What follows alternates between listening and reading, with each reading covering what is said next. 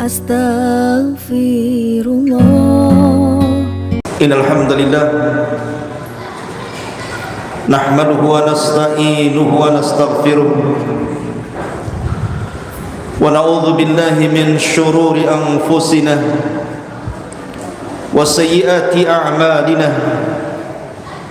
Man yahdihillahu fala mudilla lahu wa man yudlil fala hadiya lahu.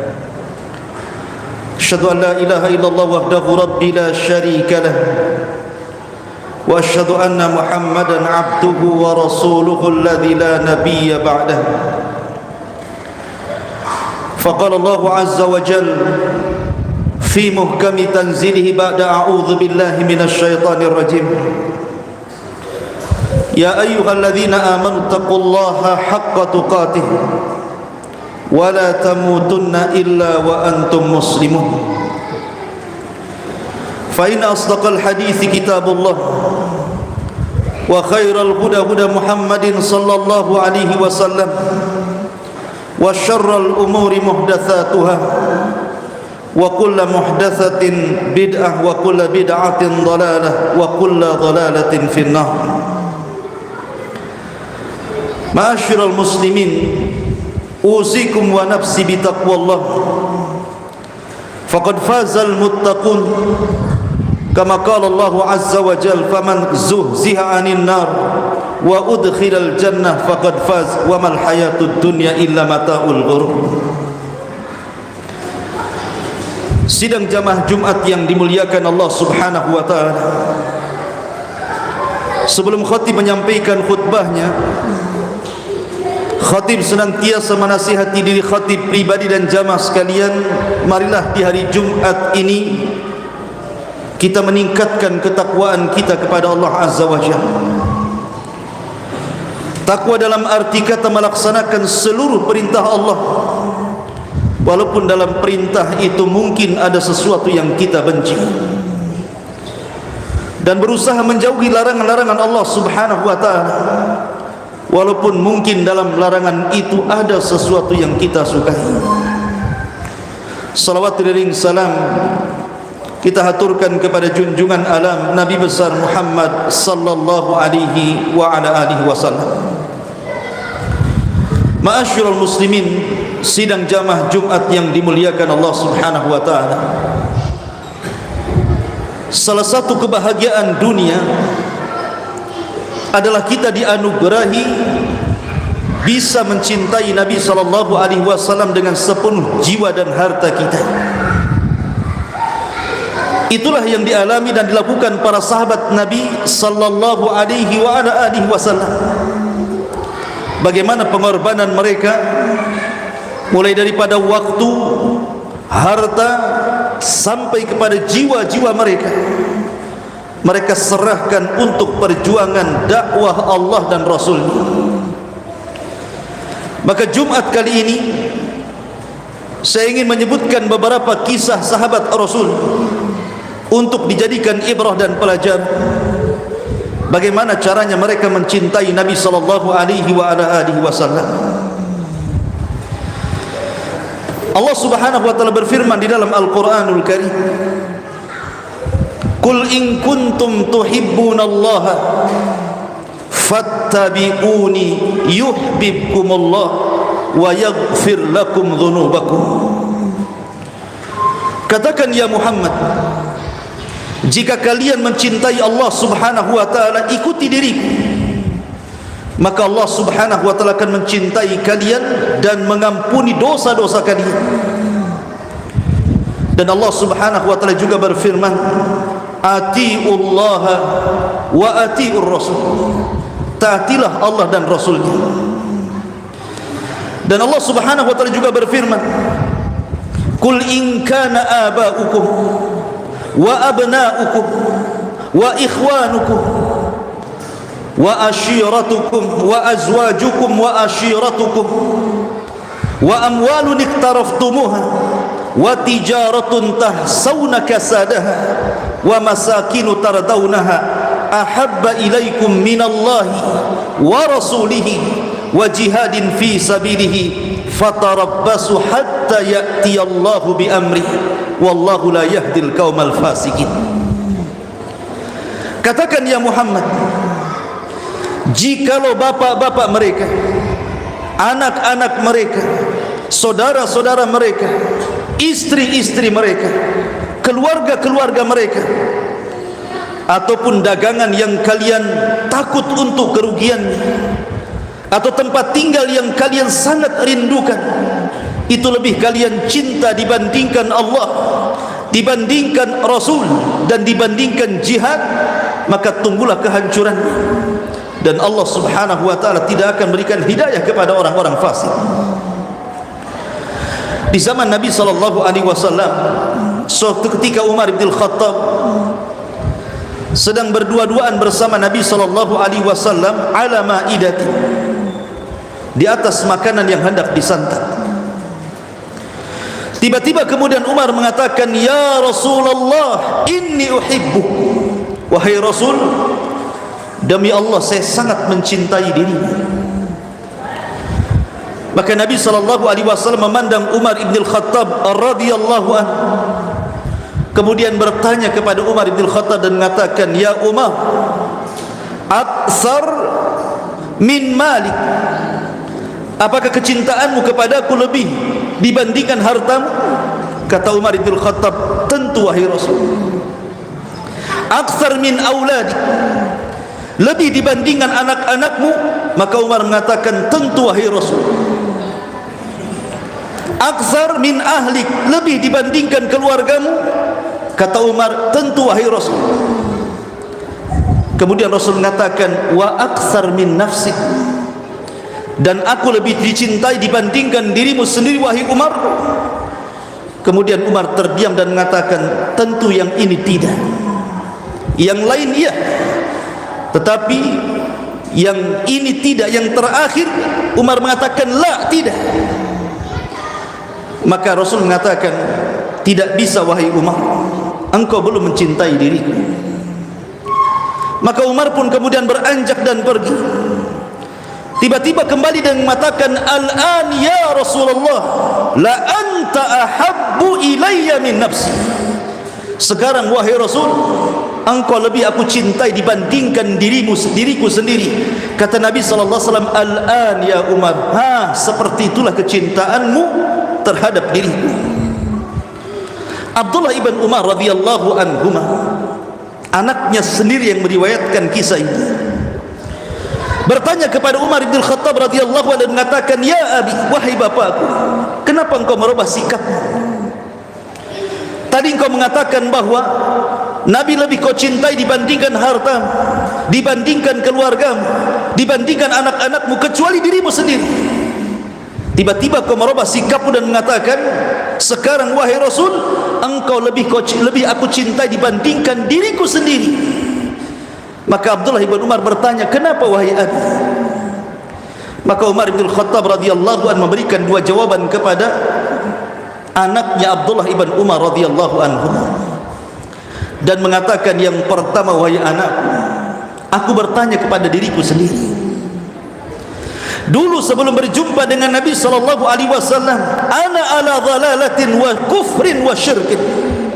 Dulu sebelum berjumpa dengan Rasul, aku ini di atas kegelapan, di atas kekufuran, di atas kesyirikan. Tapi setelah berjumpa dengan Nabi SAW, maka Nabi SAW memberikan hidayah, seolah-olah Rasul mengeluarkan dari kegelapan menuju cahaya. Kemudian yang kedua, nanti pada hari kiamat wahai anak, siapa yang lebih berhajat, diriku sendiri terhadap diriku sendiri, ataukah terhadap Nabi SAW? Tentu pada hari kiamat kita sangat berhajat kepada Nabi SAW, karena keselamatan seluruh manusia termasuk diriku berada di atas syafaat Nabi SAW. Sebab itulah Nabi SAW lebih aku cintai sampai kepada diriku sendiri.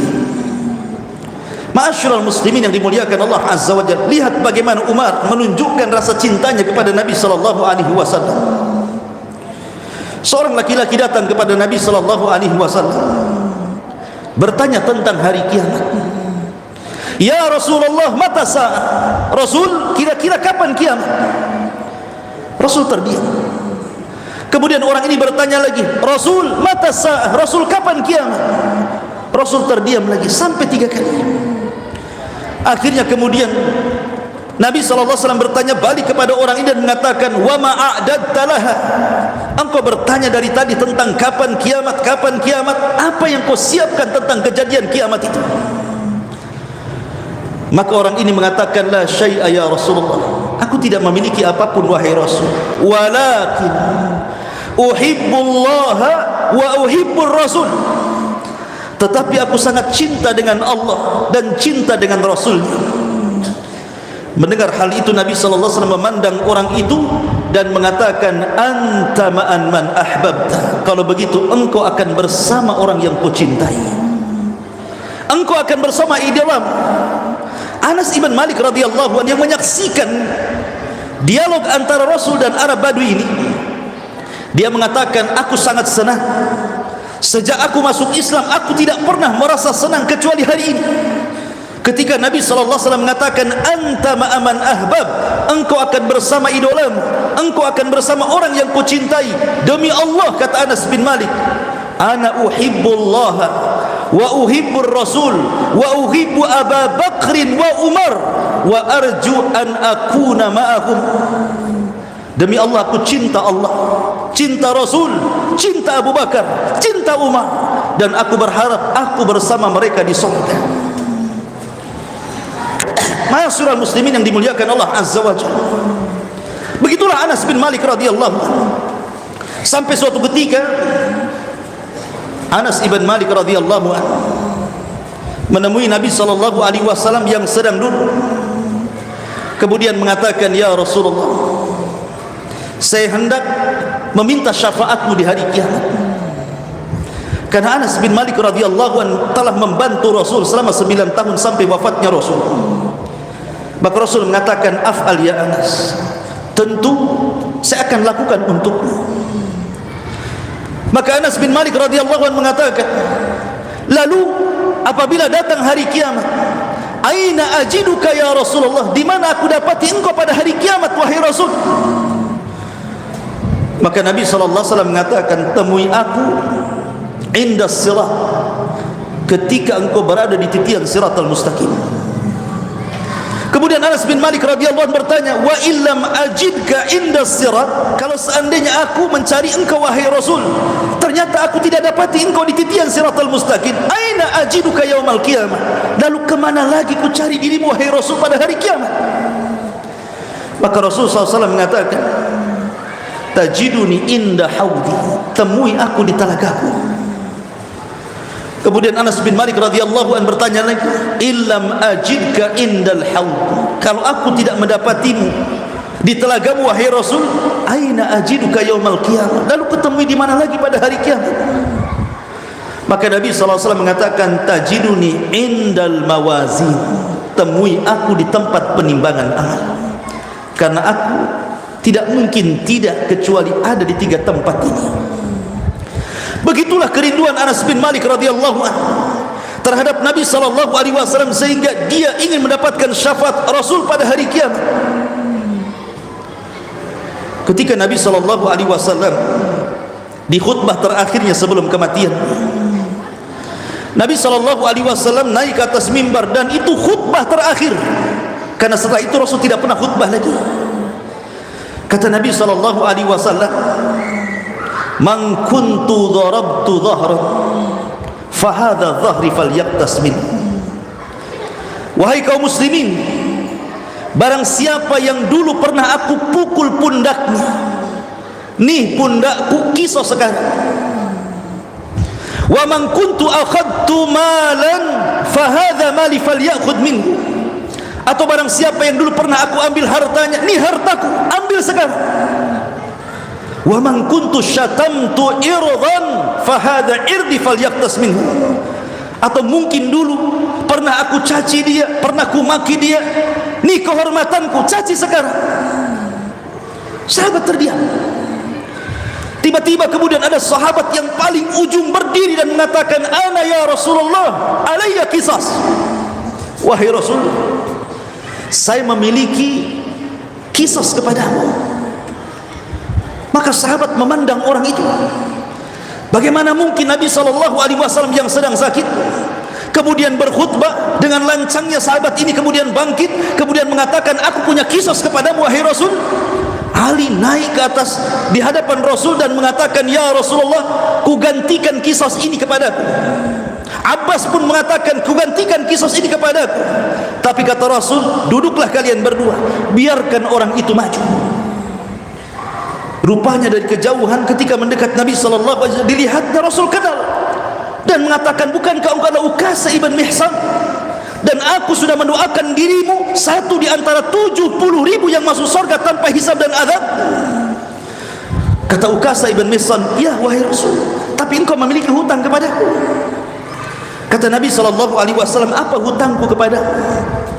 Kata Ukasha bin Mihsan, dahulu ketika engkau membariskan pasukan perang, ketika itu aku tidak rapi dalam barisan, sehingga engkau memukul diriku dengan tongkat. Maka Nabi SAW mengatakan, kalau begitu ambilkan tongkat untuknya.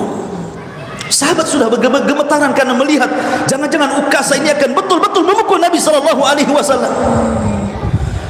Ketika tongkat sudah di tangan, Ukasha mengatakan, ya Rasul, ketika engkau memukul diriku, aku tidak menggunakan pakaian. Maka Nabi SAW pun akhirnya membuka pakaiannya. Sahabat makin marah kepada Ukasha bin Mihsan. Bagaimana mungkin dia melakukan seperti itu kepada Nabi SAW? Ketika tongkat sudah hampir diayunkan dan hendak memukul Nabi SAW, tiba-tiba tongkat itu dilempar, kemudian memeluk Nabi SAW. Kemudian Ukasha pun menangis dan mengatakan, ya Rasulullah, aku hendak kulitku dan kulitmu yang terakhir bersentuh, karena aku tahu bahwa detik-detik wafatmu sudah dekat dan meninggalkan kami para sahabat Nabi SAW. Begitu para sahabat cintanya kepada Nabi SAW. Ma'asyiral muslimin yang dimuliakan Allah Subhanahu wa taala, Thauban maula Nabi SAW pernah sakit parah karena tidak menjumpai Nabi SAW.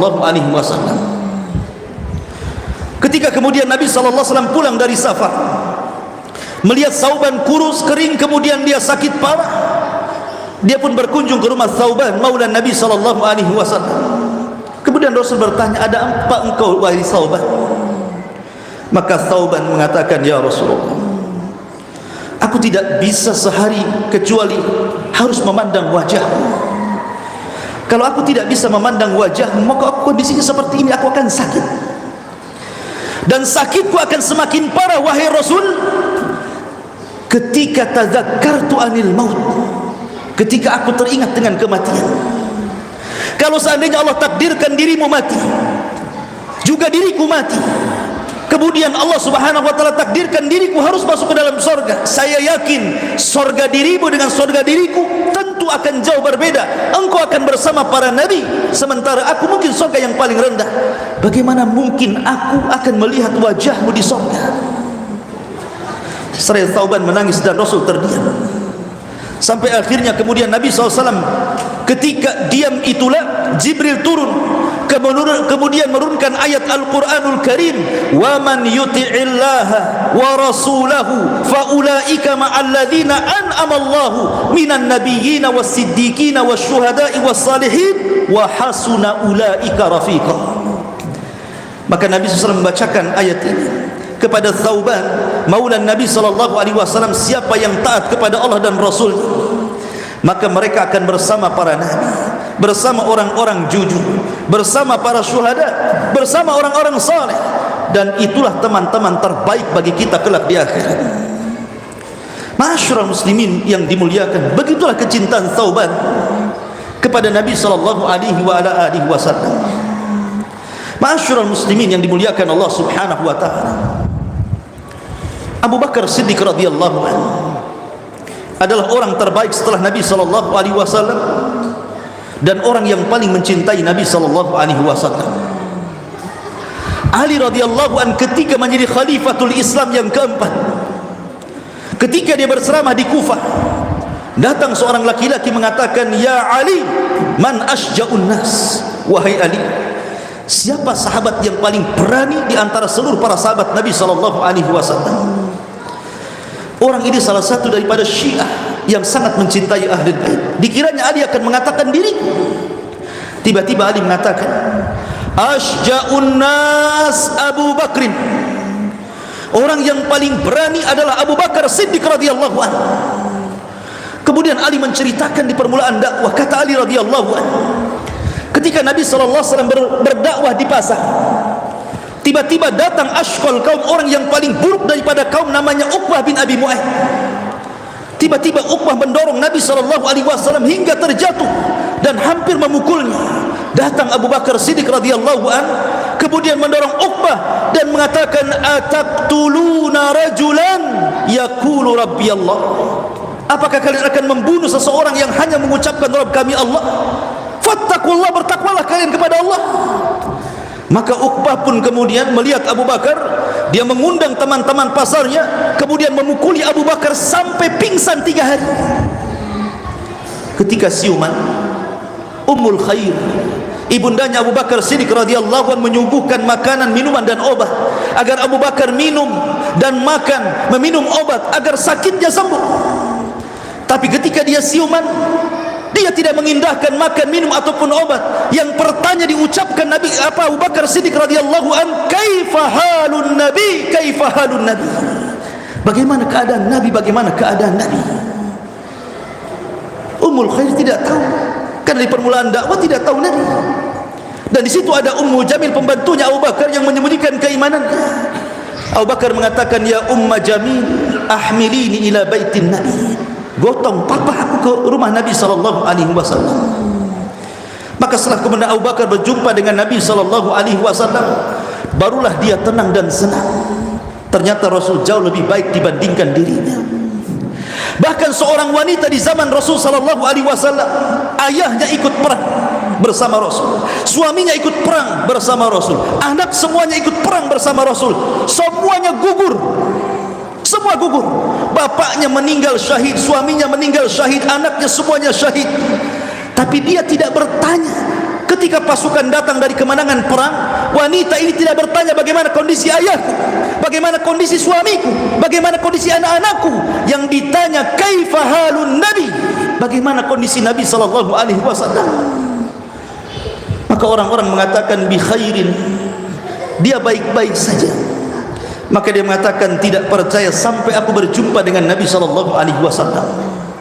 Maka wanita ini kemudian mendatangi Nabi SAW. Setelah melihat Rasul, dia pun mengatakan, wallahi kullu musibatin ba'daka jalalun ya Rasulullah. Demi Allah, setiap musibah yang aku lalui setelah aku melihat dirimu wahai Rasul, semua lenyap, semua hilang. Padahal bapaknya meninggal syahid, suaminya meninggal syahid, anak-anaknya meninggal syahid.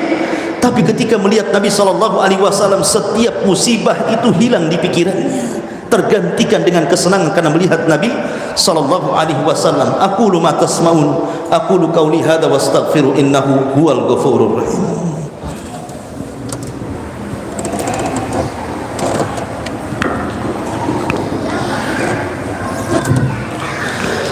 Bihamdillah wassalatu wassalamu ala Rasulillah wa ala alihi wa sahbihi wa mawala, wa la hawla quwwata illa billahi wa ba'd. Ma'asyiral muslimin yang dimuliakan Allah Subhanahu wa taala. Lalu bagaimana caranya kita mencintai Nabi sallallahu alaihi wasallam? Hasan Al-Basri, seorang alim min ulama'i tabi'in, ulama dari ulama-ulama generasi kedua setelah sahabat Rasul, pernah mengatakan, inna qauman yaz'amun annahum yuhibbuna Rasulullah sallallahu alaihi wasallam. Ada sebuah kaum yang mereka mengklaim bahwa mereka cinta dengan Nabi sallallahu alaihi wasallam. Fabtalahumullahu bihadhil ayat, maka Allah uji mereka dengan ayat ini. Maksud ayat ini adalah, Qul in kuntum tuhibbunallaha fattabi'uni yuhibbukumullah wa yaghfir lakum dhunubakum wallahu ghafurur rahim. Katakan ya Muhammad, jika kalian memang mengaku cinta kepada Allah, ikuti aku, ikuti sunnah, maka Allah akan cinta kepada kalian. Bukan hanya itu saja, Allah akan ampuni dosa-dosa kalian, karena Allah zat yang maha pengampun lagi maha pengasih. Kecintaan kepada Nabi SAW bukan hanya sekedar di lisan, karena kalau hanya sekedar mengungkapkan kecintaan saja, hanya sekedar mengungkapkan cinta kepada Rasul dalam lisannya saja, apa bedanya dengan Abu Talib? Abu Talib adalah paman Nabi SAW yang sangat mencintai Nabi SAW, tapi Abi Talib tidak masuk surga.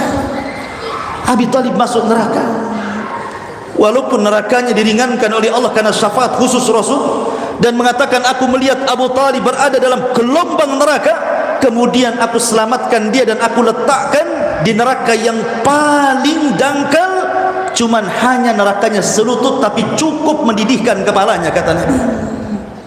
Kalau hanya kecintaan ucapan, itu tidak menjamin orang masuk surga. Ma'asyiral muslimin yang dimuliakan Allah Azza wa Jalla.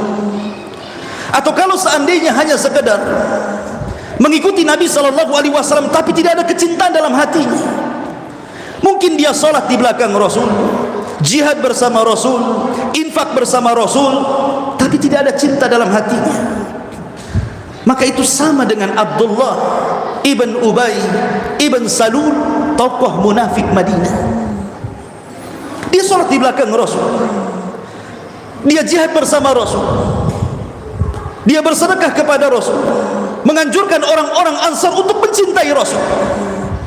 Tapi dalam hati Abdullah ibn Ubay bin Salul penuh dengan kedengkian kepada Rasul. Maka Allah turunkan khusus ayat kepada Abdullah ibn Ubay bin Salul, innal munafiqina fi darkil asfali minan nar. Sesungguhnya orang-orang munafik berada di intip dasar neraka yang paling dalam, kata Allah. Lalu kecintaan seperti apa? Kalau kecintaan seperti Abu Talib salah, kecintaan seperti Abdullah ibn Ubay ibn Salul salah, lalu kecintaan seperti apa? Kecintaan seperti para sahabat Rasul kepada Rasul sallallahu alaihi wasallam. Abi Sufyan sebelum dia masuk Islam, dia pernah melihat keajaiban yang luar biasa kepada sahabat Rasul. Dia mengatakan, aku sudah mengunjungi Kisra, maksudnya daerah Persia, dan aku sudah melihat rajanya, dan aku sudah sampai ke daratan Romawi, dan aku melihat rajanya Kaisar. Bagaimana Kisra dan Kaisar, raja Romawi dan raja Persia ini diagungkan oleh para pengikutnya. Tapi aku tidak pernah melihat bagaimana seorang sahabat mengagungkan nabinya seperti sahabat Rasul mengagungkan Rasulnya. Apabila Nabi SAW amara amran ibtadaru bi amri, apabila Rasulullah SAW memerintahkan sebuah perintah, mereka tidak diam, langsung segera melaksanakan perintahnya. Wa idza tawadda kadu yaqtatilun ala wudu'ihi. Apabila Rasul berwudu, maka mereka merebut bekas air wudunya sampai hampir perang satu dengan yang lain hanya untuk mengambil bekas wudu Nabi SAW. Wa idza takallam, apabila Rasul bicara, semua ru'usuhum, kepala-kepala mereka menundukkan pandangan karena ta'zimnya mereka kepada Nabi SAW. Maka Abu Sufyan mengatakan, wallahi ma ra'aitu ashaban nabi misla ashaban nabi Muhammadin sallallahu alaihi wasallam. Aku tidak pernah melihat sahabat-sahabat Nabi seperti sahabat-sahabat Nabi sallallahu alaihi wasallam, sangat mengagungkan Nabi luar biasa. Oleh karena itulah ma'asyiral muslimin yang dimuliakan Allah Azza wa Jalla, kita sudah selaku umatnya sudah seharusnya mencintai Nabi sallallahu alaihi wasallam dengan terus mengikuti sunnahnya, mendakwahkan sunnahnya, menolong orang-orang yang menolong sunnahnya, dan berusaha untuk menjauhi perkara-perkara yang bisa menyelisih dari sunnahnya. Karena Nabi SAW mengatakan dalam hadis Aisyah radhiyallahu anha, man amila amala, dalam riwayat man ahdatha fi amrina hadha ma laysa minhu fahuwa, barang siapa yang mengadakan sebuah perkara yang tidak ada di zaman Nabi, atau mengamalkan sesuatu yang tidak diperintahkan Nabi, maka amalan itu fahuwa raddun ay mardudun, ditolak, hanya capek tapi tidak berpahala. Qul hal unabbiukum bil akhsarina a'mala alladzina dhalla sa'yuhum fil hayatid dunya wa hum yahsabuna annahum yuhsinuna sun'a. Allah katakan, maukah aku kabarkan kepada kalian orang yang paling rugi saat beramal? Mereka lah orang-orang yang menyangka mereka di atas kebenaran, padahal mereka sedang beramal sia-sia di hadapan Allah Subhanahu wa taala. Innallaha wa malaikatahu yusalluna 'alan nabi ya ayyuhalladzina amanu sallu 'alaihi wa sallimu taslima. Allahumma ighfir lil muslimina wal muslimat wal mu'minina wal mu'minat al ahya'i minhu wal amwat innahu qaribun mujibu da'wa ya qadiyal haja. Allahumma anil haqqa haqqa warzuqna ittiba'ah wa arinal batila batila warzuqna ijtinabah. Allahumma inna nas'aluka al-huda wat-tuqa wal-afafa wal-ghina. Allahumma nas'aluka al-jannah wa na'udzubika minan nar. Rabbana la tuzigh qulubana ba'da idh hadaitana wa hab lana min ladunka rahmatan innaka antal wahhab. Rabbana atina fid dunya hasanah wa fil akhirati hasanah wa qina adzabannar. Ibadallah, innallaha ya'muru bil adli wal ihsan wa ita'i dzil qurba wa yanha 'anil fahsya'i wal munkari wal baghi ya'idukum la'allakum tadhakkarun. Qumu lis-salatil jum'ah rahimakumullah.